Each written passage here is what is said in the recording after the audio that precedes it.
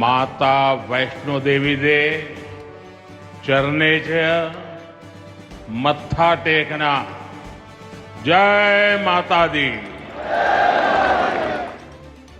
जम्मू कश्मीर के lieutenant governor Manoj Sinha ji, मुख्यमंत्री उमर अब्दुल्ला जी, केंद्रीय मंत्रिमंडल के मेरे सहयोगी Ashwini Vaishnaw ji, Jitendra Singh, V Somanna ji, deputy CM Surendra Kumar ji, Jammu Kashmir विधानसभा में नेता विपक्ष सुनील जी, संसद में मेरे साथी जुगल किशोर जी, अन्य जनप्रतिनिधिगण और मेरे प्यारे भाई और बहनों,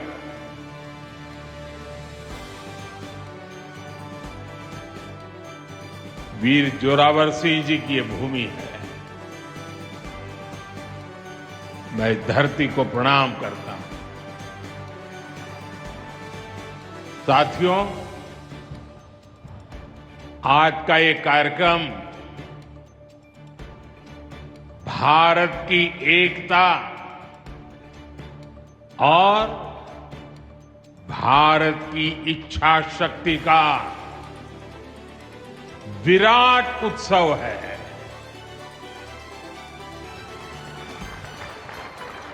माता वैष्णो देवी के आशीर्वाद से आज वादी कश्मीर भारत के रेल नेटवर्क से जुड़ गई है। मां भारती का वर्णन करते हुए हम श्रद्धा भाव से कहते आए हैं, कश्मीर से कन्याकुमारी। ये अब रेलवे नेटवर्क के लिए भी हकीकत बन गया है। उधमपुर, श्रीनगर, बारामूला, ये रेल लाइन प्रोजेक्ट ये सिर्फ नाम नहीं है,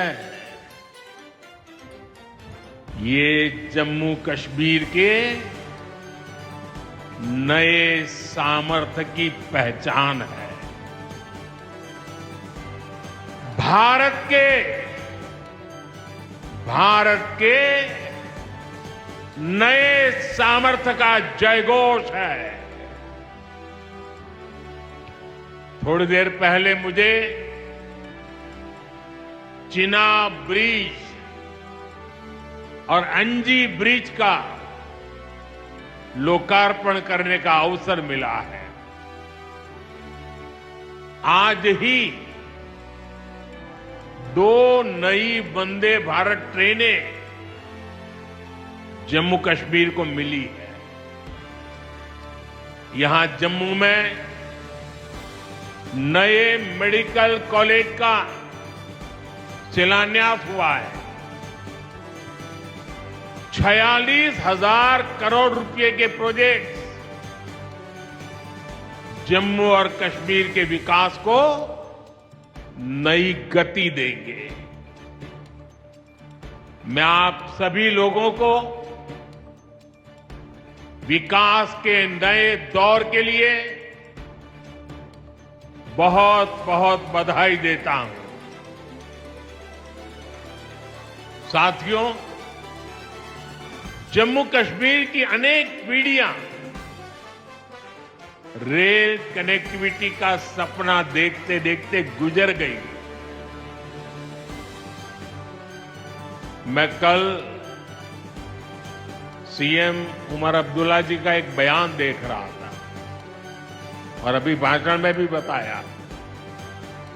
वो भी बोले थे कि जब वो 7वीं 8वीं में पढ़ते थे तब से इस प्रोजेक्ट को पूरा होने का इंतजार कर रहे थे।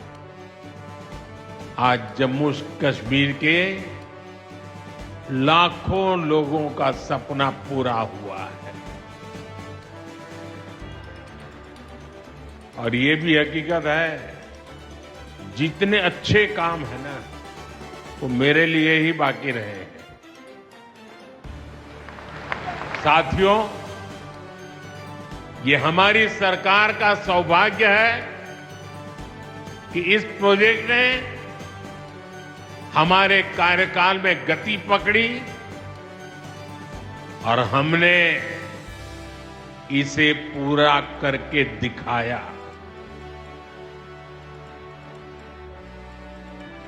बीच में कोविड के कालखंड के कारण भी अनेक मुसीबतें आई, लेकिन हम डटे रहे। साथियों, रास्ते में आने जाने की मुश्किलें, मौसम की परेशानी, लगातार पहाड़ों से गिरते पत्थर, ये प्रोजेक्ट पूरा करना मुश्किल था, चुनौतीपूर्ण था। लेकिन हमारी सरकार ने चुनौती को ही चुनौती देने का रास्ता चुना है। आज जम्मू कश्मीर में बन रहे अनेकों ऑल वेदर इंफ्रास्ट्रक्चर प्रोजेक्ट इसका उदाहरण है। कुछ महीने पहले ही सोनमर्ग टनल शुरू हुई है। अभी कुछ देर पहले ही मैं चिनाब और अंजी ब्रिज से होकर आपके बीच आया हूं। इन पुलों पर चलते हुए मैंने भारत के बुलंद इरादों को, हमारे इंजीनियर्स, हमारे श्रमिकों के हुनर और हौसले को जिया है। चिनाब ब्रिज दुनिया का सबसे ऊंचा रेलवे आर्च ब्रिज है। लोग फ्रांस में, पेरिस में एफिल टावर देखने के लिए जाते हैं और ये ब्रिज एफिल टावर से भी बहुत ऊंचा है। अब लोग चिनाब ब्रिज के जरिए कश्मीर देखने तो जाएंगे ही, ये ब्रिज भी अपने आप में एक आकर्षक टूरिस्ट डेस्टिनेशन बनेगा। सब लोग सेल्फी पॉइंट पर जाकर के सेल्फी निकालेंगे। हमारा अंजी ब्रिज भी इंजीनियरिंग का बेहतरीन नमूना है। ये भारत का पहला केबल सपोर्टेड रेलवे ब्रिज है। ये दोनों ब्रिज सिर्फ ईंट, सीमेंट, स्टील और लोहे के ढांचे नहीं है। ये पीर पंजाल की दुर्गम पहाड़ियों पर खड़ी भारत की शक्ति का जीवंत प्रतीक है। ये भारत के उज्जवल भविष्य की सिंह गर्जना है। ये दिखाता है विकसित भारत का सपना जितना बड़ा है उतना ही बुलंद हमारा हौसला है, हमारा सामर्थ्य है। और सबसे बड़ी बात, नेक इरादा है, अपार पुरुषार्थ है। साथियों, चिनाब ब्रिज हो या फिर अंजी ब्रिज, ये जम्मू की और कश्मीर की दोनों क्षेत्रों की समृद्धि का जरिया बनेंगे। इससे टूरिज्म तो बढ़ेगा ही, इकोनॉमी के दूसरे सेक्टर्स को भी लाभ होगा। जम्मू और कश्मीर की रेल कनेक्टिविटी दोनों क्षेत्रों के कारोबारियों के लिए नए अवसर बनाएगी। इससे यहां की इंडस्ट्री को गति मिलेगी। अब कश्मीर के सेब कम लागत में देश के बड़े बाजारों तक पहुंच पाएंगे और समय पर पहुंच पाएंगे। सूखे मेवे हो या पश्मीना शॉल, यहां का हस्तशिल्प अब आसानी से देश के किसी भी हिस्से तक पहुंच पाएगा। इससे जम्मू कश्मीर के लोगों को देश के दूसरे हिस्सों में आना जाना भी बहुत आसान होगा। साथियों, मैं यहां संगलदान के एक स्टूडेंट का अखबार में कमेंट पढ़ रहा था। उस स्टूडेंट ने कहा कि उसके गांव के उन्हीं लोगों ने अब तक ट्रेन नहीं देखी थी जो गांव से बाहर गए। गांव के ज्यादातर लोगों ने ट्रेन का सिर्फ वीडियो ही देखा था। उन्हें अब तक यकीन ही नहीं हो रहा कि असली ट्रेन उनकी आंखों के सामने गुजरेगी। मैंने ये भी पढ़ा कि बहुत से लोग ट्रेनों के आने जाने का टाइम याद कर रहे हैं। एक और बिटिया ने बड़ी अच्छी बात कही। उस बिटिया ने कहा, अब मौसम तय नहीं करेगा कि रास्ते खुलेंगे या बंद रहेंगे। अब ये नई ट्रेन सेवा हर मौसम में लोगों की मदद करती रहेगी। साथियों, जम्मू कश्मीर मां भारती का मुकुट है। ये मुकुट एक से बढ़कर एक खूबसूरत रत्नों से जड़ा हुआ है। ये अलग अलग रत्न जम्मू कश्मीर का सामर्थ्य है। यहां की पुरातन संस्कृति, यहां के संस्कार, यहां की आध्यात्मिक चेतना, प्रकृति का सौंदर्य, यहां की जड़ी बूटियों का संसार, फलों और फूलों का विस्तार, यहां के युवाओं में आप लोगों में जो टैलेंट है वो मुकुट मणि की तरह चमकता है। साथियों, आप भली भांति जानते हैं, मैं दशकों से जम्मू और कश्मीर आता जाता रहा। इंटीरियर इलाकों में मुझे जाने का, रहने का अवसर मिला। मैंने इस सामर्थ्य को लगातार देखा है, महसूस किया है, और इसलिए मैं पूरे समर्पण भाव के साथ जम्मू कश्मीर के विकास में जुटा हूं। साथियों, जम्मू कश्मीर भारत की शिक्षा और संस्कृति का गौरव रहा है। आज भारत दुनिया के बड़े नॉलेज हब में से एक हमारा जम्मू कश्मीर बन रहा है, तो इसमें जम्मू कश्मीर की भागीदारी भी भविष्य में भी बढ़ने वाली है। यहां आईआईटी, आईआईएम, एम्स और नीट जैसे संस्थान है। जम्मू और श्रीनगर में सेंट्रल यूनिवर्सिटीज हैं। जम्मू और कश्मीर में रिसर्च इकोसिस्टम का भी विस्तार हो रहा है।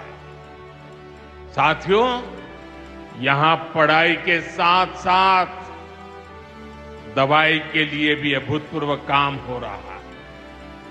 बीते कुछ सालों में ही 2 स्टेट लेवल के कैंसर संस्थान बने हैं। पिछले 5 वर्षों में यहां 7 नए मेडिकल कॉलेज शुरू किए गए हैं। आप भी जानते हैं, जब मेडिकल कॉलेज खुलता है तो उससे मरीजों के साथ ही उस क्षेत्र के युवाओं को भी सबसे ज्यादा फायदा मिलता है। जम्मू कश्मीर में अब एमबीबीएस की सीटों की संख्या 500 से बढ़कर 1300 तक पहुंच गई है। मुझे खुशी है कि अब रियासी जिले को भी नया मेडिकल कॉलेज मिलने जा रहा है। Shri Mata Vaishno Devi institute of medical excellence, ये आधुनिक अस्पताल तो है, ये दान पुण्य करने की हमारी जो संस्कृति है उसका भी उदाहरण है। इस मेडिकल कॉलेज को बनाने में जो राशि लगी है उसके लिए भारत के कोने कोने से माता वैष्णो देवी के चरणों में आने वाले लोगों ने दान दिया हुआ है। मैं श्री माता वैष्णो देवी श्राइन बोर्ड को, उनके अध्यक्ष मनोज जी को इस पवित्र कार्य के लिए बहुत बहुत शुभकामनाएं देता हूं। इस अस्पताल की क्षमता भी 300 बेड से बढ़कर 500 बेड की जा रही है। कटरा में माता वैष्णो देवी के दर्शन करने आने वाले लोगों को भी इससे बहुत सहूलियत रहने वाली है। साथियों, केंद्र में भाजपा एनडीए की सरकार को अब 11 साल हो रहे हैं। ये 11 साल गरीब कल्याण के नाम समर्पित रहे हैं। प्रधानमंत्री आवास योजना से 4 करोड़ गरीबों का पक्के घर का सपना पूरा हुआ है। उज्ज्वला योजना से 10 करोड़ रसोइयों, उसमें धुएं का अंत हुआ है। हमारी बहनों को, बेटियों को उनकी सेहत की रक्षा हुई है। आयुष्मान भारत योजना से 50 करोड़ गरीबों को 5 लाख रुपए तक का मुफ्त इलाज मिला है। प्रधानमंत्री गरीब कल्याण अन्न योजना से हर थाली में भरपेट अनाज सुनिश्चित हुआ है। जनधन योजना से पहली बार 50 करोड़ से ज्यादा गरीबों के लिए बैंक का दरवाजा खुला है। सौभाग्य योजना से अंधेरे में जी रहे 2.5 करोड़ परिवारों में बिजली की रोशनी पहुंची है। स्वच्छ भारत मिशन के तहत बने 12 करोड़ शौचालयों ने खुले में शौच की मजबूरी से मुक्ति दिलाई है। जल जीवन मिशन से 12 करोड़ नए घरों में नल से जल पहुंचने लगा है। महिलाओं का जीवन आसान हुआ है। पीएम किसान सम्मान निधि से 10 करोड़ छोटे किसानों को सीधी आर्थिक सहायता मिली है। साथियों, सरकार के ऐसे अनेक प्रयासों से पिछले 11 साल में 25 करोड़ से ज्यादा गरीबों ने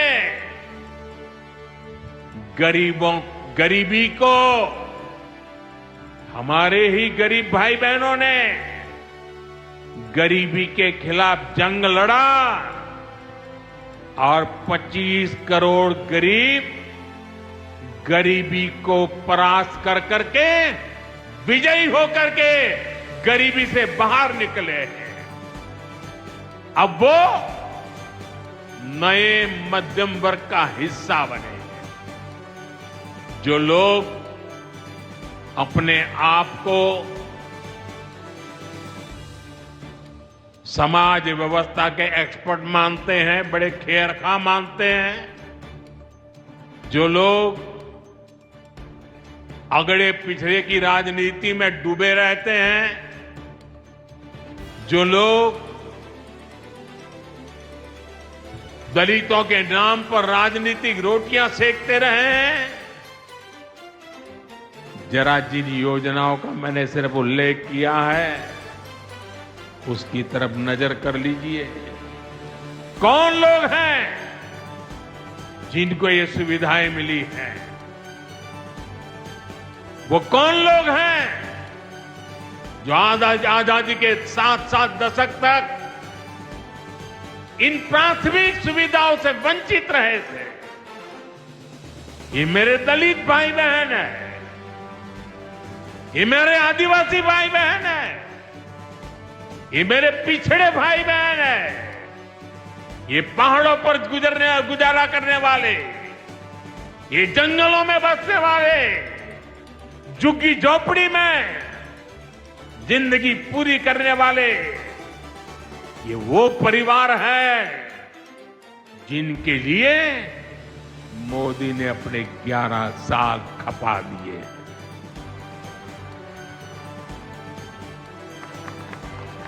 केंद्र सरकार का प्रयास है कि गरीबों को, नए मध्यम वर्ग को ज्यादा से ज्यादा ताकत दे। 1 रैंक 1 पेंशन हो, 12 लाख रुपए तक की सैलरी को टैक्स फ्री करना हो, घर खरीदने के लिए आर्थिक सहायता देना हो, सस्ती हवाई यात्रा के लिए मदद देनी हो, हर तरह से सरकार गरीब और मध्यम वर्ग के साथ कंधे से कंधा मिलाकर चल रही है। साथियों, गरीबों को गरीबी से मुक्ति पाने के लिए उनका मदद करना, लेकिन ईमानदारी से जीने वाले, देश के लिए समय समय पर टैक्स देने वाले मध्यम वर्ग की ताकत बढ़ाना, इसके लिए भी आजादी में पहली बार इतना काम हुआ है जो हमने करके दिखाया है। साथियों, हम अपने यहां नौजवानों के लिए लगातार रोजगार के नए अवसर बढ़ा रहे हैं और इसका एक अहम जरिया है टूरिज्म। टूरिज्म से रोजगार मिलता है, टूरिज्म लोगों को जोड़ता है, लेकिन दुर्भाग्य से हमारे पड़ोस का देश मानवता का विरोधी, मेलजोल का विरोधी, टूरिज्म का विरोधी इतना ही नहीं, वो ऐसा देश है जो गरीब की रोजी रोटी का भी विरोधी है। 22 अप्रैल को पहलगाम में जो कुछ हुआ वो इसी का उदाहरण है। पाकिस्तान ने पहलगाम में इंसानियत और कश्मीरियत दोनों पर वार किया। उसका इरादा भारत में दंगे कराने का था। उसका इरादा कश्मीर के मेहनतकश लोगों की कमाई को रोकना था। इसलिए पाकिस्तान ने टूरिस्ट पर हमला किया। वो टूरिज्म जो बीते 4-5 साल में लगातार बढ़ रहा था, हर साल यहां रिकॉर्ड संख्या में टूरिस्ट आ रहे थे। जिस टूरिज्म से जम्मू कश्मीर के गरीबों के घर चलते हैं, उसको पाकिस्तान ने निशाना बनाया। कोई घोड़े चलाने वाला, कोई पोर्टर, कोई गाइड, कोई गेस्ट हाउस वाला, कोई दुकान ढाबा चलाने वाला, पाकिस्तान की साजिश इन सबको तबाह करने की थी।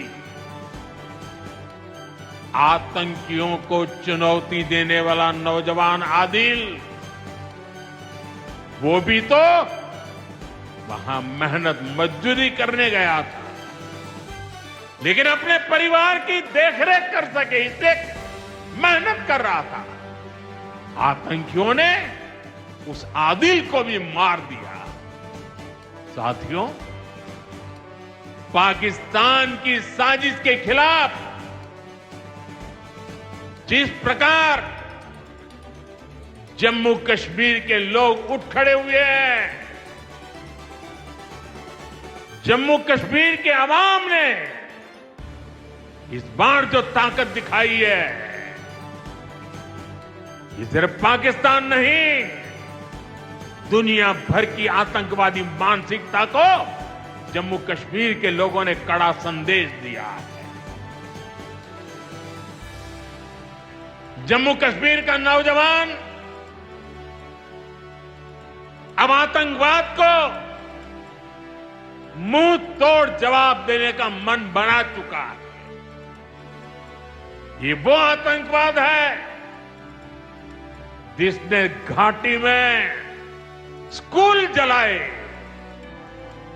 और सिर्फ स्कूल यानी इमारत नहीं जलाई थी, 2-2 पीढ़ी का भविष्य जला दिया था, अस्पताल तबाह किए, जिसने कई पीढ़ियों को बर्बाद किया।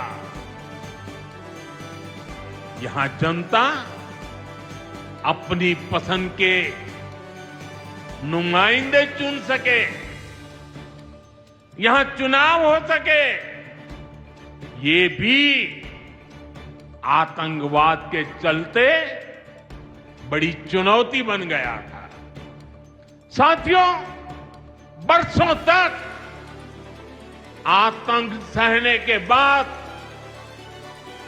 जैसे जम्मू कश्मीर ने इतनी बर्बादी देखी थी, इतनी बर्बादी देखी थी कि जम्मू कश्मीर के लोगों ने सपने देखना ही छोड़ दिया था।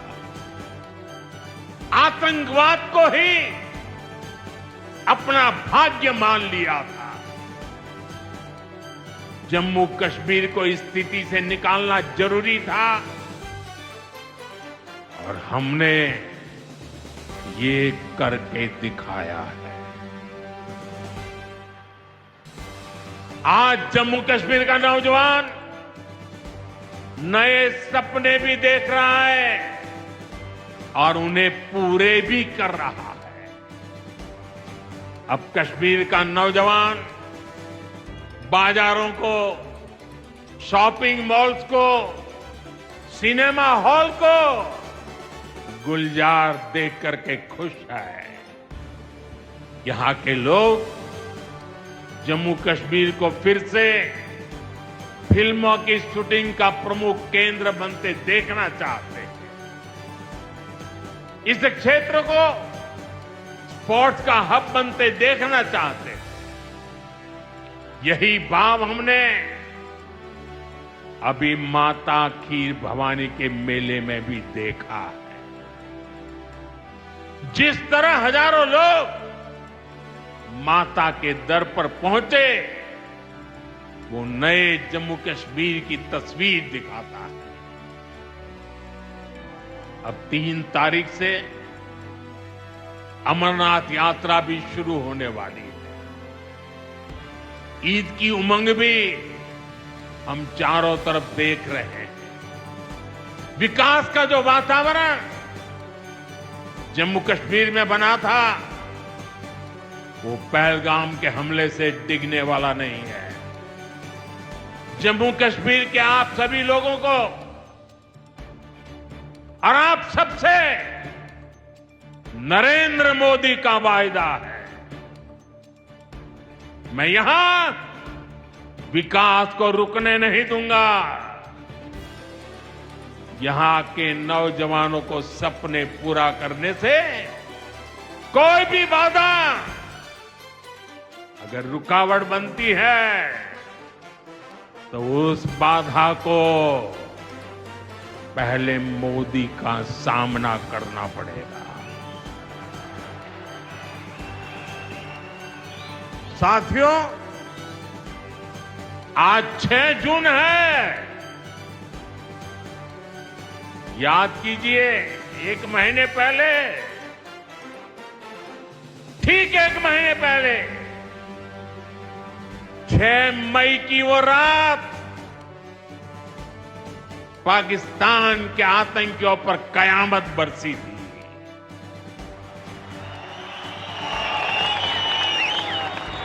अब पाकिस्तान कभी भी ऑपरेशन सिंदूर का नाम सुनेगा तो उसे अपनी शर्मनाक शिकस्त याद आएगी। पाकिस्तानी फौज और आतंकियों ने कभी सोचा नहीं था कि भारत पाकिस्तान में सैकड़ों किलोमीटर अंदर जाकर के आतंकवादियों पर इस तरह वार करेगा। बरसों की मेहनत से उन्होंने आतंकी जो इमारतें बनाई थी, वो कुछ ही मिनटों में खंडहर में बदल गई है।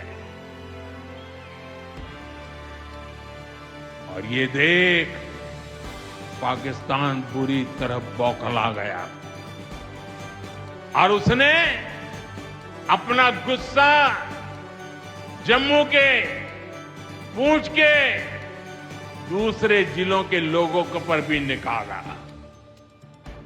पूरी दुनिया ने देखा कि पाकिस्तान ने कैसे यहां घर उजाड़े, बच्चों पर गोले फेंके, स्कूल, अस्पताल तबाह किए, मंदिर, मस्जिद, गुरुद्वारों पर शेलिंग की।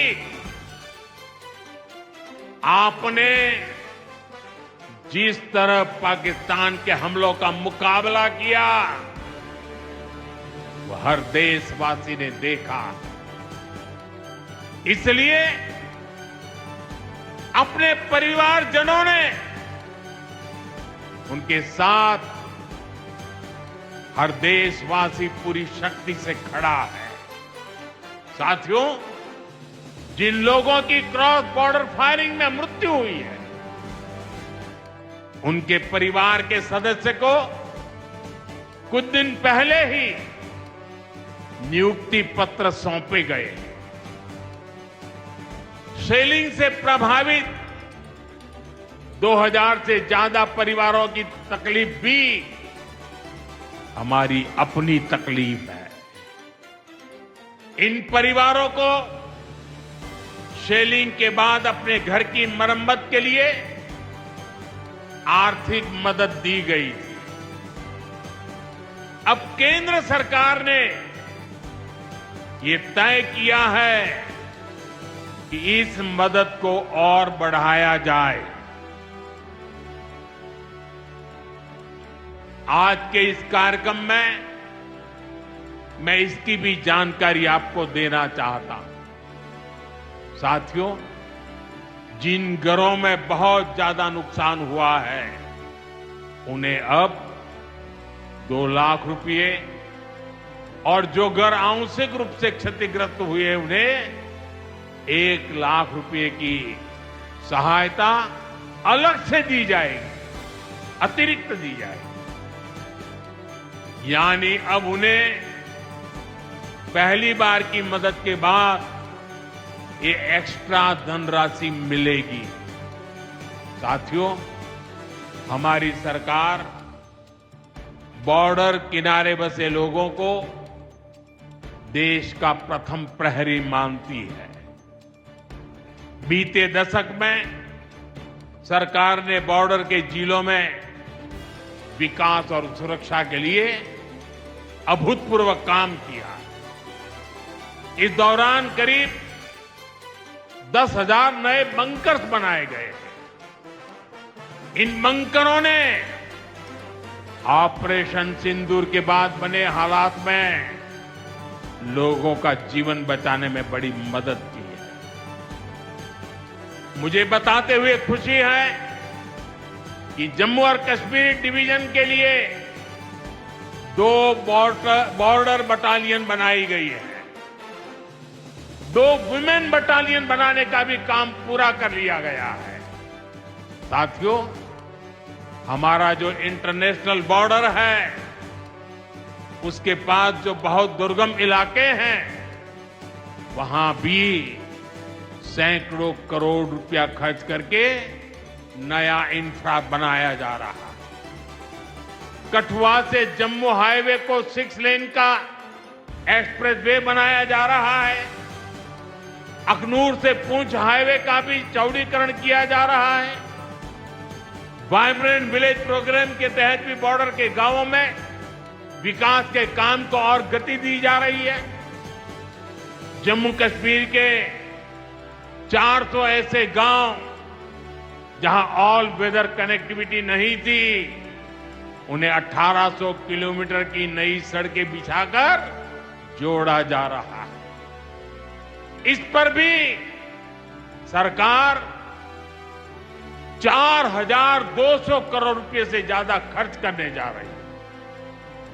साथियों, आज मैं जम्मू कश्मीर के आप लोगों से, खासकर यहां के नौजवानों से एक विशेष आग्रह भी करने आया और जम्मू कश्मीर की धरती से मैं देश को भी आग्रह करना चाहता हूं।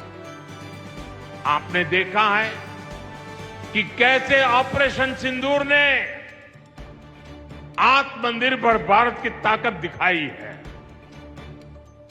आज दुनिया भारत के डिफेंस इकोसिस्टम की चर्चा कर रही है और इसके पीछे एक ही कारण है, हमारी सेनाओं का मेक इन इंडिया पर भरोसा। सेनाओं ने जो कर दिखाया, अब वही हर भारतवासी को दोहराना है। इस साल के बजट में हमने मिशन मैन्युफैक्चरिंग की घोषणा की। इस मिशन के तहत सरकार मैन्युफैक्चरिंग को नई उड़ान देने का काम कर रही है। मैं जम्मू कश्मीर के युवाओं से कहूंगा, आइए इस मिशन का हिस्सा बनिए। देश को आपकी आधुनिक सोच चाहिए, देश को आपके इनोवेशन की जरूरत है। आपके आइडिया, आपकी स्किल भारत की सुरक्षा को, भारत की अर्थव्यवस्था को नई ऊंचाई देंगे। पिछले 10 वर्षों में भारत एक बड़ा डिफेंस एक्सपोर्टर बना है। अब हमारा लक्ष्य है दुनिया के टॉप डिफेंस एक्सपोर्टर्स में भारत का नाम भी शामिल हो। इस लक्ष्य की ओर हम जितना तेजी से बढ़ेंगे उतनी ही तेजी से भारत में रोजगार के लाखों नए अवसर पैदा होंगे। साथियों, हमें एक और संकल्प लेना है। जो सामान भारत में बना हो, जिसमें हमारे देशवासियों का पसीना लगा हो, हम सबसे पहले उसे ही खरीदें। और यही राष्ट्रभक्ति है, यही राष्ट्र की सेवा है। सीमा पर हमें हमारी सेनाओं का मान बढ़ाना है और बाजार में हमें मेड इन इंडिया का गौरव बढ़ाना है। साथियों, एक सुनहरा और उज्जवल भविष्य जम्मू कश्मीर का इंतजार कर रहा है। केंद्र सरकार और यहां की सरकार मिलकर विकास के कार्यों में जुटे हैं, एक दूसरे को सहयोग कर रहे हैं। शांति और खुशहाली के जिस रास्ते पर हम आगे बढ़ रहे हैं, हमें उसे लगातार मजबूत करना है। मां वैष्णो देवी के आशीर्वाद से विकसित भारत, विकसित जम्मू कश्मीर का यह संकल्प सिद्धि तक पहुंचे, इसी कामना के साथ आप सभी को फिर से ये ढेर सारे विकास के प्रोजेक्ट के लिए और एक से बढ़कर एक शानदार प्रोजेक्ट के लिए मैं बहुत बहुत बधाई देता हूं। दोनों मुट्ठी बंद करके पूरी ताकत से मेरे साथ बोलिए, भारत माता की। आवाज हिंदुस्तान के हर कोने में गूंजनी चाहिए। भारत माता की, भारत माता की, भारत माता की, भारत माता की। बहुत बहुत धन्यवाद।